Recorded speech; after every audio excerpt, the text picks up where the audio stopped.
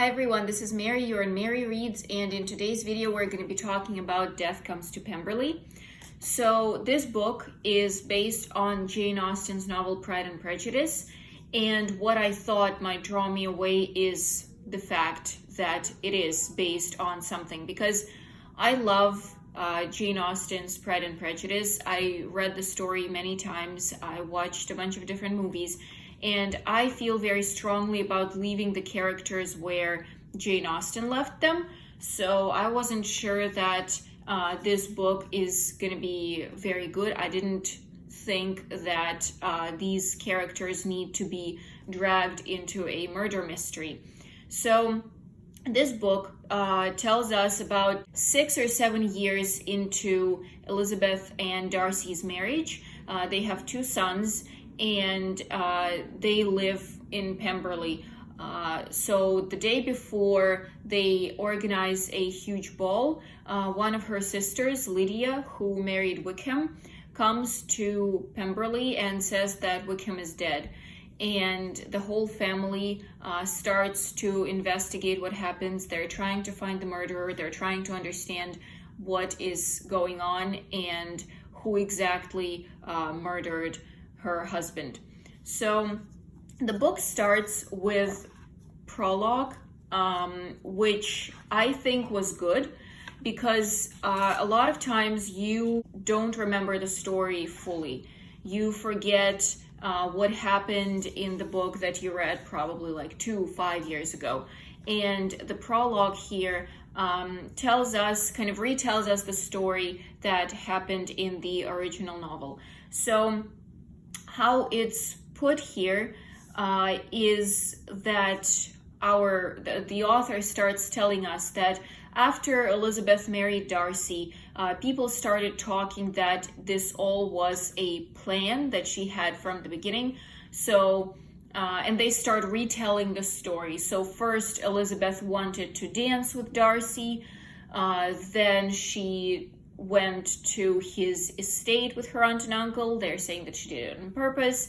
Then he asked her to marry him. Then she said no. So, I mean, obviously, some of the events were in the other, in a different order, but that's kind of how the prologue works here. So, it's told from the point of view of people who are questioning that Darcy could actually fall in love with Elizabeth, who is very much lower in class than he is.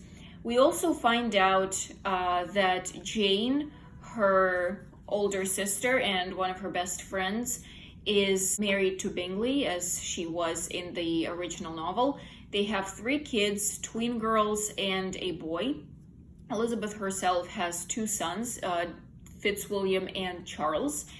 And this is kind of like the basic story that we find out. Oh, and also we find out that Darcy's mother, Lady Anne, always had a ball, an annual ball for her birthday. And after she died, Elizabeth decided to keep the tradition, and the story happens the day before the ball. So we start with Elizabeth doing her last preparations. So in the beginning, in the first chapter, we are told that the ball has been a tradition since Mr. Darcy was a child.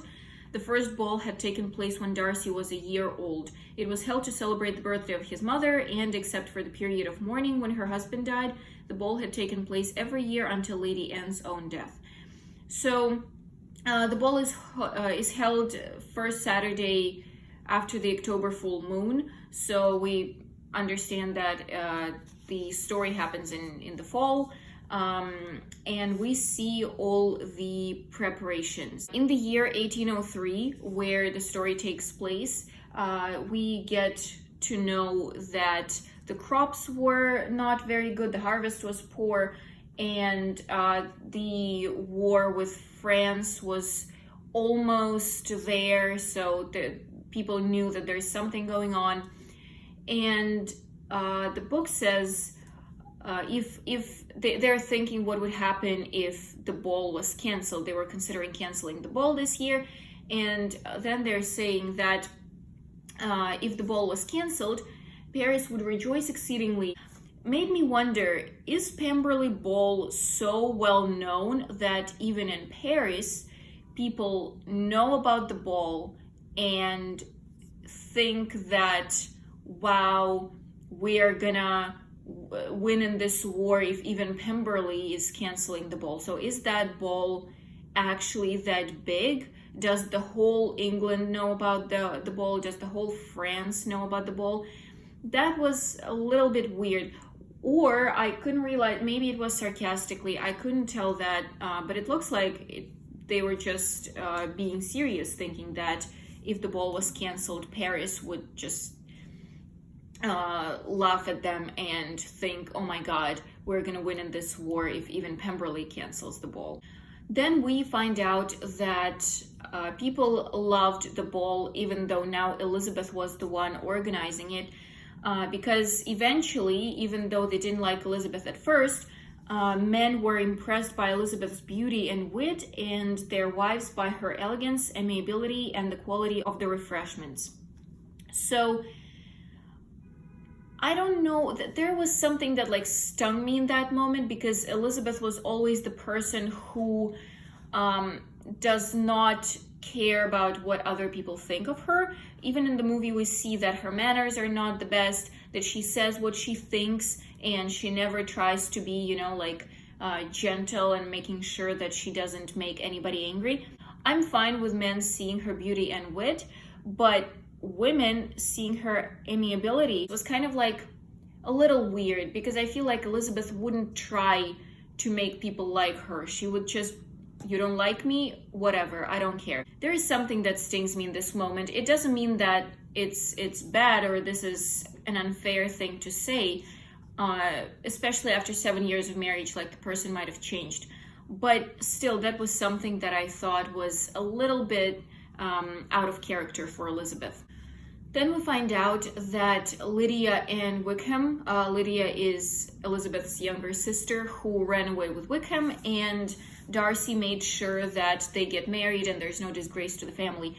So we find out that people don't know what exactly happened between Elizabeth and Lydia, but they know that the couple is fully banished and excluded from Pemberley. I thought that it's a little weird.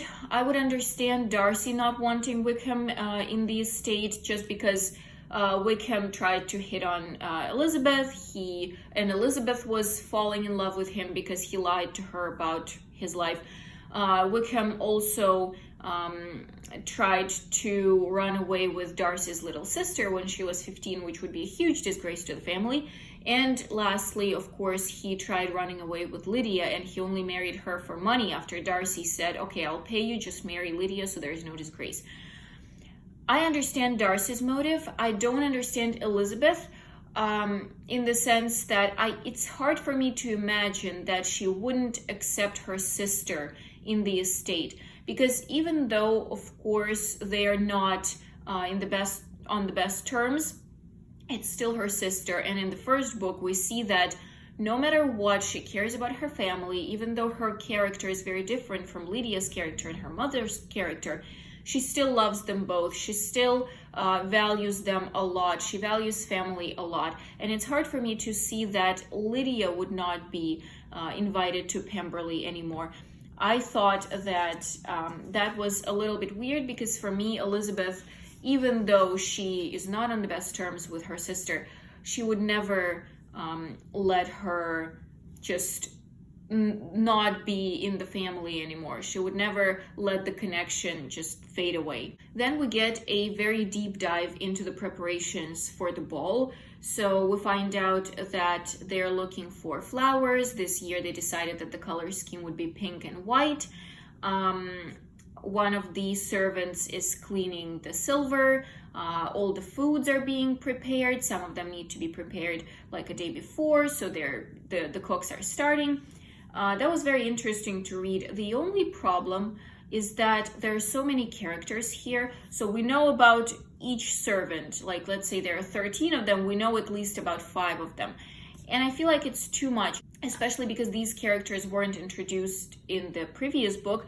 Here, these are just these new people that we need to learn about, and it's just a little hard to keep them all in your head when it's only 19th page of the book and you have like 10 different people you need to follow.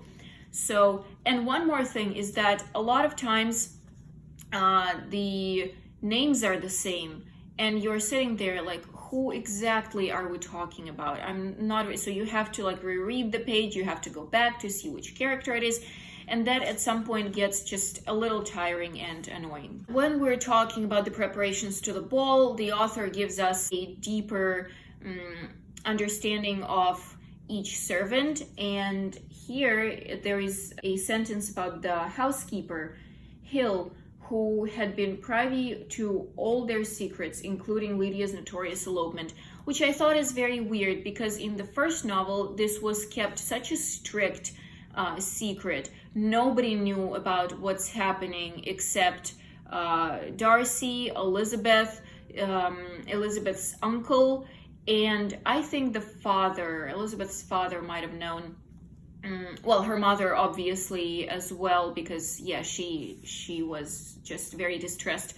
So nobody knew except the immediate family. Everybody was trying to keep it a secret, and now we find out that the housekeeper actually knew. And it's weird because even though you trust the housekeeper, but this is a secret that if somebody finds out could just bring your whole family down. It's a disgrace to everybody, including Darcy, including Darcy's younger sister, because now this is all one big family. So I feel like nobody should have found out, and seeing that still the housekeeper knew is just a little weird for me. Then the author transitions to talking a little bit about Elizabeth's sons. The older one is Fitzwilliam, who was nearly 5, and then Charles, who was just 2. So with Elizabeth's sons, it was a little weird because I read 100 pages, I skimmed through the book a little bit, but there's nothing about her sons. So we just know that they exist, but they are never in the picture. We never see them in the book. So Elizabeth's preparation to the ball, she didn't tell the teacher of the kids to like stay with them tomorrow because there's going to be a ball, or they didn't come to, I don't know, see their mother and say, oh, Mom, like, look what I drew, or something like that. So the kids are 2 and 5. They're very little. They need their mother. It's the age when they still need their parents. And it is very weird for me that they're kept in that little nursery without seeing their parents for like a full day, and we don't have any information about Elizabeth like going to see them or trying to like, I don't know, put them to sleep or play with them a little bit or anything like that. So the kids are just there nominally, like we know that they exist, but they're never in the picture, and that looks very unrealistic. I'll go back to it a little later to explain a little more. But it just looks very unrealistic that the kids exist somewhere, but they're never in the picture. Like they're never there in any scene. In the house with Elizabeth, Darcy, their sons, and Darcy's little sister, there is Colonel Fitzwilliam. He is a cousin of Mr. Darcy. And what I've been telling about the names, like when the names are the same, so Mr. Darcy is Fitzwilliam, his cousin is Fitzwilliam, and their son is Fitzwilliam. And whenever they're talking about Fitzwilliam, because they talk like Fitzwilliam said this, or I went to Fitzwilliam, you're like, which Fitzwilliam did you go to? It's so hard. And also it makes it harder that sometimes they talk about, they call the Colonel, they call Mr. Darcy, Elizabeth's husband, Mr. Darcy, and the author keeps switching between Mr. Darcy and Fitzwilliam, between Colonel and Fitzwilliam, and there is no consistency in how she names them, so it's very hard to keep track of who exactly Elizabeth is talking to. But so the Colonel was there when Darcy's sister was very little. He brought her up along with Darcy. and we see that he's falling in love with her. And Elizabeth thinks that he might be a potential husband for Georgiana, the sister. But she knows that Georgiana is old enough to choose for herself who she wants to marry, and this is just one person that is possible for Georgiana. So he's rich, he has a very good status, it would be a great husband for Georgiana, but he's 10 years older, plus he helped bring her up, so for her he's more of like a brother than a potential husband. We also find out that Colonel Fitzwilliam is looking to getting married because the war is kind of about to happen, everybody knows about it, and he thinks that if he dies, he wants to have a wife and a kid so that they can have his estate after he dies. Probably not the best reason to get married, but I guess it's valid. Kind of makes sense. But we don't know if Georgiana actually wants to marry Fitzwilliam. Elizabeth keeps thinking about it because she sees that there is another man in the picture, Georgiana's friend from childhood, and they look very close, and it feels like this friend, Alveston, it looks like he's also falling in love with Georgiana. He hasn't proposed yet, but Elizabeth sees that there is more than just friendship going on. And the question becomes who Georgiana is going to choose, either her cousin, who is a great person for her to marry, or this friend who is lower in status, but he's growing very fast. He's a lawyer, he's gaining money, respect, and who is in the future going to be a good husband for Georgiana. Elizabeth keeps thinking about somebody asking for Georgiana's hand, and she says that Georgiana has reached her majority. No consent was now necessary from Darcy and Elizabeth, so she could marry whoever she wants. She's in her, I would say, 20s, early 20s, and Elizabeth thinks that Georgiana is not going to marry if Darcy doesn't accept her choice, but also she doesn't really need Darcy's approval just because she can marry whoever. And then I started thinking, then why did Darcy ask Elizabeth's father for her hand? Elizabeth was also mature. She wasn't like 15, 16. She was, I think she was like 18, 19, maybe early 20. I'm not entirely sure. So why did Darcy have to ask Elizabeth's father, but Georgiana doesn't have to ask for Darcy's blessing? So is there a difference between a blessing and asking for a hand? Like, what is the rule here? I did not really understand that. So Colonel Fitzwilliam comes to Elizabeth and starts talking about Georgiana. He's asking if Elizabeth is going to support him when he proposes, and he's asking if she thinks that Georgiana has any feelings for him. And then he randomly, suddenly brings up Wickham. So he says, I take it that George Wickham is still not received in Pemberley. And they start this whole talk about Wickham and Lydia and how they're not going to be attending the ball. And it felt very unnatural there. It felt like the author put them there on purpose, just so that she could somehow transition to the topic, because she needed to introduce the conflict like before the murder happens. And it looks very unnatural that Fitzwilliam starts talking about Wickham right after he talked to Elizabeth about Georgiana and his love life. It just feels like the author put it in so that she can more conveniently bring up the topic. And then Cornell is leaving and he's asking Elizabeth if he is going to get support from her.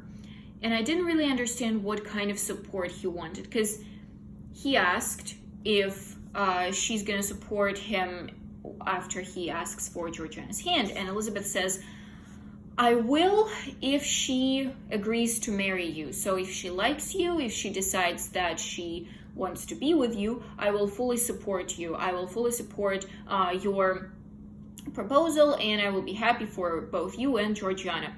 And it looks like Colonel Fitzwilliam is not happy with that answer. And I don't understand what exactly he wanted. So did he want Elizabeth to make Georgiana say yes to him, even if she didn't want to. So what kind of a support did he want? I feel like Elizabeth gives all the support she can here. So she obviously doesn't want Georgiana to be unhappy with her husband. So she says, I will support you if she wants you.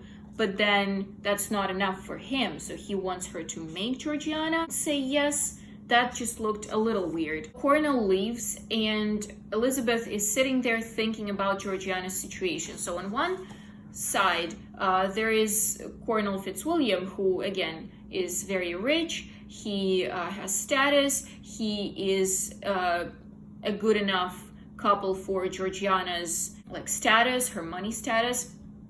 And on the other hand, there is this friend, Alveston, who Georgiana obviously likes. She enjoys spending time with him. He's almost all the time either in Elizabeth's sister Jane's house or with Elizabeth and Darcy at Pemberley.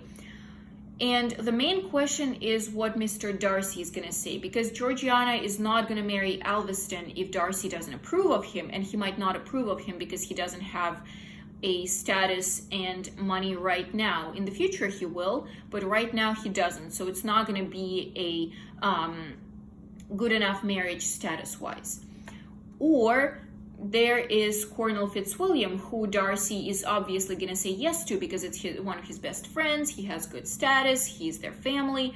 But at the same time, Georgiana might not want to marry him. So there is this conflict about who Georgiana is going to choose. We don't know. And I thought it's a very interesting conflict. I feel like there really is a question. So right now in 21st century, that would not be a good conflict because nobody cares now.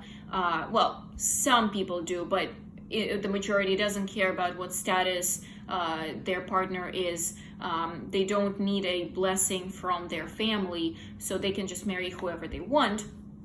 But back then it was an actual thing, and you needed to marry a good enough person status wise. You also needed to make sure that there is some sort of a liking, not always, but preferably, especially if you are a rich girl who can let herself actually fall in love and marry the person who she wants to.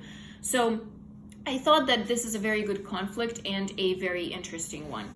Elizabeth's sister Jane comes to Pemberley the day before the ball because obviously she and her husband are invited and they want to be there a little bit earlier to help Elizabeth. Plus, women don't see each other that often now, and they're kind of best friends. So they want to have this night for themselves and just talk. We find out that Jane, as I mentioned, has 3 kids, 2 twin daughters, and then a son. And what I liked about this type of books, based on some novel, is that you can see what happened to the characters. Obviously, there was a definite ending in Pride and Prejudice, but it's very interesting to see if Elizabeth got kids, how many, is it boys or girls, what happened to Jane, did her other sisters get married? And it's very nice to see how their lives changed. It's kind of like seeing a friend who you haven't seen for a very long time. It felt very good to just see how the story progressed. And actually, we find out that Mary, another sister of Elizabeth, who was always considered the last to get married, she was only studying, she was reading, playing the piano, she was not interested in men. We find out that she also got married. So the only unmarried sister is Kitty. She's the youngest, and she lives with her mother now. She was best friends with Lydia. She cared about men a lot, but apparently after Lydia left, Kitty got kind of out of her influence, and she changed a lot. So Kitty doesn't look for a husband that much anymore. She's the favorite aunt for Elizabeth's kids, and she's just happily living with her parents for now. So Jane comes to Pemberley, and Elizabeth is thinking if she should mention the whole situation with Georgiana to Jane, because on one hand she wants to decide how to talk to Darcy about it, and she needs some advice from her sister. On the other hand, She understands that Darcy should probably be the first to know the news, and he needs to know what's happening before anybody else does, because it's a matter of a very close family. And she keeps thinking if she should bring it up, and again, like magically, out of every topic possible, Jane brings up Georgiana and her two men that she's considering. So again, the same as with Colonel Fitzwilliam and bringing up Mr. Wickham, the same is happening here. So it feels like the author doesn't know how to find this transition, the transition that would look good and natural. So she kind of just makes a character randomly bring the matter up. That, again, felt very, very unnatural, because sisters haven't seen each other for a while. They both have kids. They both have families. And really the first thing they're discussing is Georgiana's two possible fiancés. So not how your kids are doing, not, I don't know, how is the preparation for the ball going. It's Georgiana and her two men. And this is where I want to bring Elizabeth's kids up. So Jane comes. She is their aunt. She's not asking about the kids, how are they doing? They're not coming out to say hello to their aunt. So they're kind of like not there. I feel like if the author took out the kids, nothing would have changed. The book would still be the same. It feels very unnatural that two kids of 5 and 2 are not running out to greet their aunt that they love, whose kids they play with. It's very weird. And I feel like if kids weren't there, nothing would have changed. I think the author might have added the kids just because she wanted to show what happened to Elizabeth. She probably wanted to know herself what happened to Elizabeth and Jane, and that's why she gave them kids. And I don't say that it's bad. I really enjoyed seeing that the kids are there. But if you're putting them in, I would want to see a little bit more of them. I would want to see how they changed the whole situation, like with the ball and with the murder that's coming. So how did their lives change with kids in it? Because life changes dramatically when kids appear. But here it feels like nothing has changed. And so after Jane brings up Georgiana and Colonel Fitzwilliam and Alveston, she says, perhaps I was wrong to mention the Colonel's name. Colonel himself said the same thing when he was mentioning Wickham. So it feels like the author, again, is using the same principle here. Character brings something up that's important for the plot, and then she says, oh, I probably shouldn't have mentioned it. So it really looks like the author was trying to do it on purpose, and she didn't find a better way to bring the topic up other than putting it into the mouth of one of her characters. And it felt like this topic of Georgiana was a little too long, because after first Elizabeth talks to Cornell, then she thinks about it for like 5 pages. Now Jane comes and the same thing happens all over again. Jane says exactly the same thing that Elizabeth was thinking 5 pages ago. Why do we need to repeat it? Why do we need to say this? Like, this topic doesn't progress. It's not like they're thinking, oh, it's either this guy or that guy. Oh, but it should be this guy, not that guy, and this is why. This doesn't happen. They just keep saying the same thing. Both sisters are saying the same thing, and I don't really know why we need to see the same thought twice or even 3 times. There is dinner at Pemberley the day before the ball. There is obviously Georgiana, Alveston, and Colonel Fitzwilliam. There is Jane and Bingley. There is Mr. Darcy and Elizabeth. They're all eating, and Colonel sees that Georgiana is paying attention to Alveston, that Alveston has more success in winning her than Colonel himself, and so he says, I'm gonna go and ride my horse. I need some fresh air to fall asleep better. And he leaves. So the whole group was having dinner in a small dining room. After that, they went to the music room. They were talking. Georgiana was playing the piano and singing together with Alveston.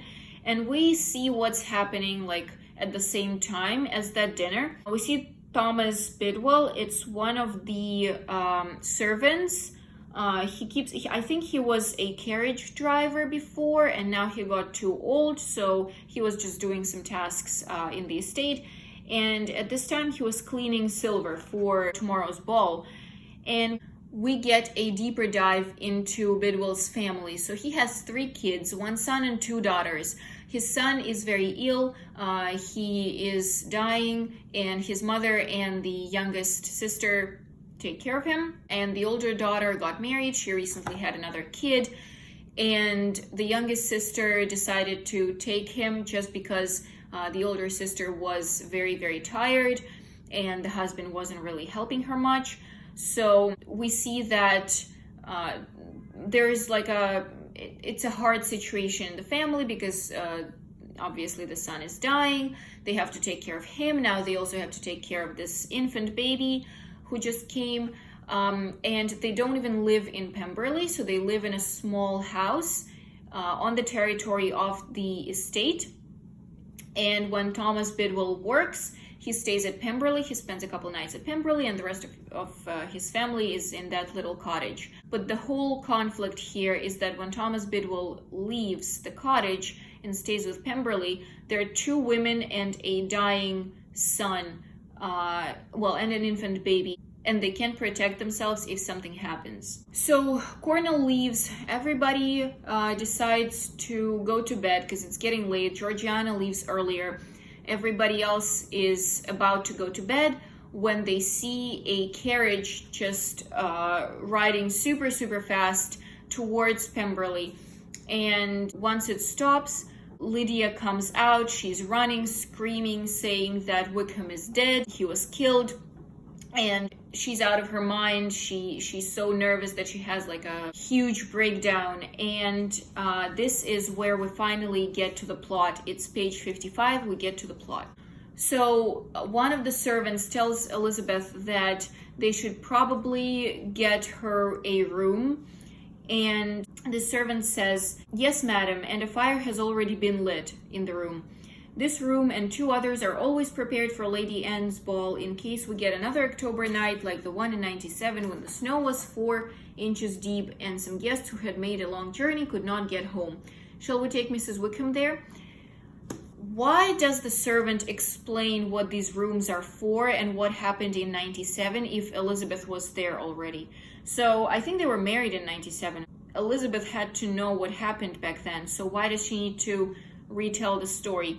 Again, I understand why author did that, to show the readers what's happening and why this room was already prepared. But again, it looks a little unnatural because it doesn't make sense for the servant to tell that to Elizabeth. She would already know what happened in '97 and why these rooms are always prepared. So they ask for a doctor, and sisters are talking, asking if Lydia told what's happened. And I think it's Elizabeth who says she managed to control her weeping long enough to blurt out the main facts and to demand that her trunk be brought in and unlocked. I could almost believe that she's still expecting to go to the ball. I thought that Elizabeth didn't expect Lydia to come. I thought they didn't invite them. So how come Elizabeth is saying that Lydia is still expecting to go to the ball? How is she not surprised that Lydia has a whole trunk of clothes that are for the ball? Did she invite her or did she not? I couldn't really understand. I thought they're not seeing Lydia or Wickham at their estate. Then everybody starts thinking where the Cornell is. And Darcy thinks the Cornell had offered no explanation of his absence, and Darcy, in the trauma of the evening's events, had given no thought to him. I thought that Cornell said that he wants to go and spend some time in the fresh air. So he explicitly, and they discussed this. So Alveston made some sarcastic comment. Cornell responded and left. So everybody knew where Cornell went. So how come he had offered no explanation, in the sense that he didn't really tell exactly where he was going. Like, I'm gonna go to that river near that bush and stay there and breathe fresh air. But that would just be weird if he gave such details. So, yeah, nobody knows where Coelho is. Nobody really understands what's happening. But Lydia manages to tell that when she was in the carriage with Mr. Denny, one of the officers, and Mr. Wickham, her husband, something happened between Denny and Wickham, and Denny stopped the carriage. He got out of it and rushed into the woods.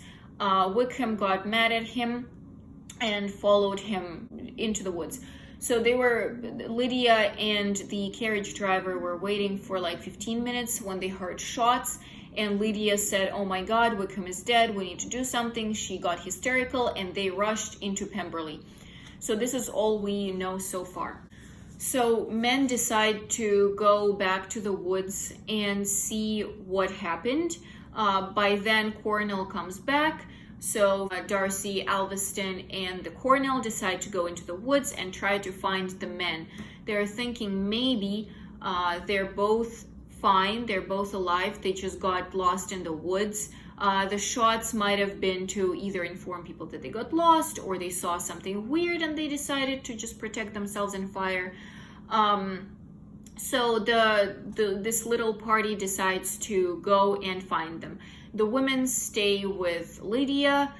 Bingley stays with them in Pemberley to take care of women, to protect them in case of anything. And the three men go into the woods. The carriage driver can show them where exactly it happened because he knew the area pretty well. Plus, they were standing there for like 15 minutes, so he could say approximately where they were. And they're trying, the men are getting into the woods. They're trying to search for two men, Wickham and Mr. Denny.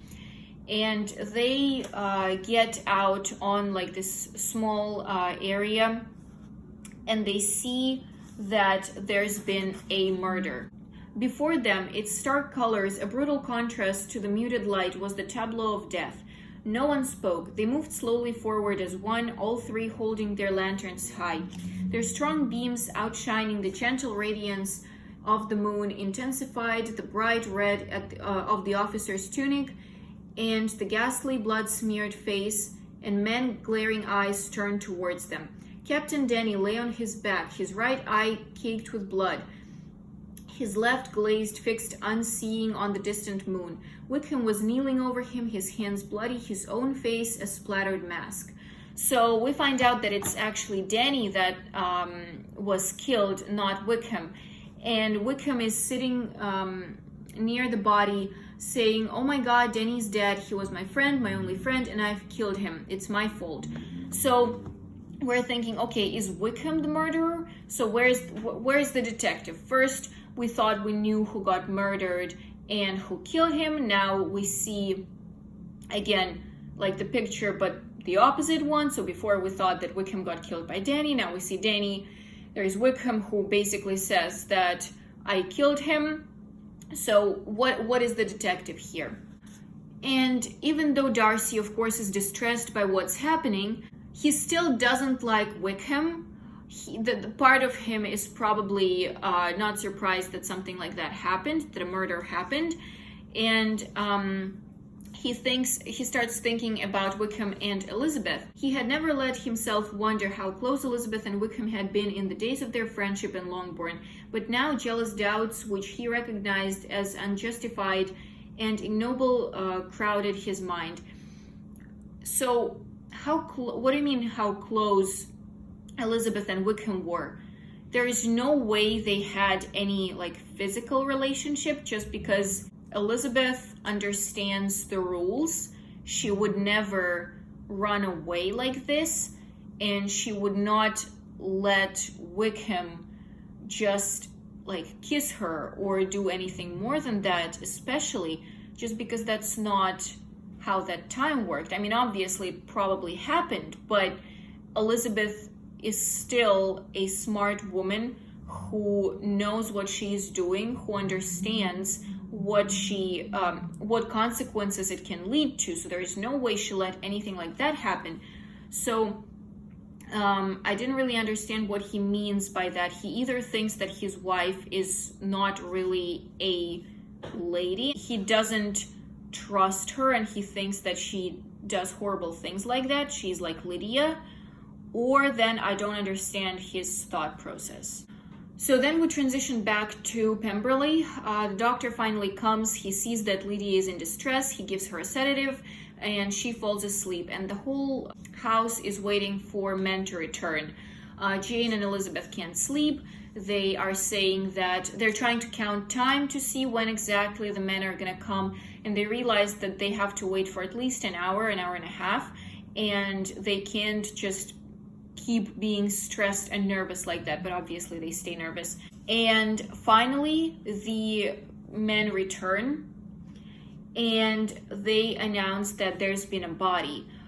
Everybody is shocked, everybody is scared. They were hoping that everything is going to turn out fine. Wickham is uncontrollable. He's weeping, he's crying.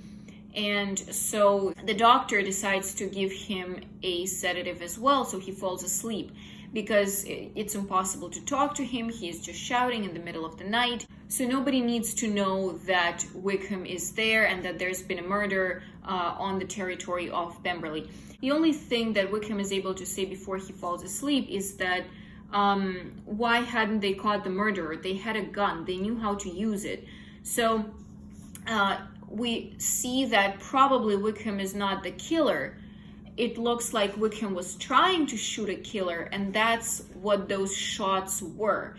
And we don't really know what happened, but now we're starting to understand that it's not Wickham probably who killed Danny. Elizabeth and Jane are trying to figure out who is gonna sleep in the room with Lydia, and they think that it's better for Jane to do it because she doesn't tolerate Elizabeth. And I didn't really understand why Lydia doesn't tolerate Elizabeth. So obviously they have different characters, but it doesn't mean that they should not tolerate each other. And the story with Wickham had happened 6 years ago. Lydia is now his wife. Elizabeth is now obviously not interested in Wickham, so what's the problem now? And if she doesn't tolerate them, why did she come to the ball? Because we find out later, when Lydia kind of wakes up, that she was on the way to Elizabeth's house to get to the ball. And Wickham and Mr. Danny were supposed to stay in some inn in a close enough town. So if Lydia couldn't tolerate Elizabeth, why would she come to the ball? Even if there was a reason for Lydia not to tolerate Elizabeth so much that Elizabeth shouldn't have slept in the same room with her, then why did she come to the ball? So Darcy says that he thinks that Captain Danny was murdered. He doesn't think that it was an accident, that he just fell and broke his neck or something. So he thinks that it's a murder. And Darcy decides to go to the police. Darcy gets to the house of the police, and he starts asking him questions. The policeman asks, has Mrs. Wickham been invited to the ball? Darcy says no, she would of course be received at Pemberley as she arrived unexpectedly at any time. Now I'm completely confused. So Elizabeth wasn't surprised that Lydia was obviously trying to get to the ball. She had all the clothes, but she wasn't invited. But she would be received at Pemberley, even though Elizabeth and Darcy excluded them from Pemberley. So is only Wickham excluded? But it said before that both of them were excluded. So what is happening between Lydia and Elizabeth? What kind of a relationship are they in now? Do they see each other? Do they not? What's happening? So it looks like Darcy and his family are just going to be witnesses for now, at least, because Darcy says that he doesn't want to do anything with the investigation. He wants his family to be left alone. He understands that obviously it happened on his territory. He understands that it happened with his relative, now relative Wickham. So he will have to participate in the case in some sort of way, probably as a witness. But it looks like he is not going to be the one, he and Elizabeth are not going to be the one investigating the case. Yeah, so I'm not really sure how the plot is gonna, where the plot is gonna go from here. Finally, the police comes to Pemberley and they bring their own doctor, even though doctor that Elizabeth brought in is still there. They brought their own doctor that deals with police cases, and they see a gash some 4 inches long across the base of the skull, but its full extent obscured by the matting of hair, some of which had been forced into the wound. They looked at the body of Denny and they found the cause of murder. So it wasn't a shot, it was a wound in his head. And it looks like it has been done with something very, very heavy, like a stone, but nobody can understand how that happened because the stone couldn't have been thrown with such a force. It had to be, so Danny would have to be lying down and the person would just hit him in the head while he was lying down. And there's no weapons. So it kind of becomes more clear that Wickham is not the one who is the killer. But now nobody understands what's happening at all because Wickham can't tell anything sufficient. He's still asleep. Lydia can't tell anything either. And we are left with this suspense of what's going on. This is where 100 pages end, and I think I'm going to finish reading the book just because I want to see how it goes. It's interesting. At the same time, I have to say that this book is not extremely interesting. I can't say I'm going to have like a very vivid memory of it after I'm done. I'm probably not going to give it more than like a 6 out of 10 or 7 out of 10. It's a good book. If you love Pride and Prejudice, you can absolutely read it and see the characters again. It's going to feel nice to see the characters, but in the sense of the way it's written, it's not the best. It's okay, but it's not super memorable. Oh, and one thing is that there are a lot of dialogues. They get tiring sometimes. It's again like, first Elizabeth talks to Cornell, then she talks about the same thing to Jane, then Darcy finds out, and we have a lot of dialogues about the same thing over and over again, which just get tiring. You would want the plot to move a little faster, but we are stuck in these dialogues. And that's all for today. Thank you for being with me. I hope you enjoyed the video, and I'll see you soon. Bye-bye.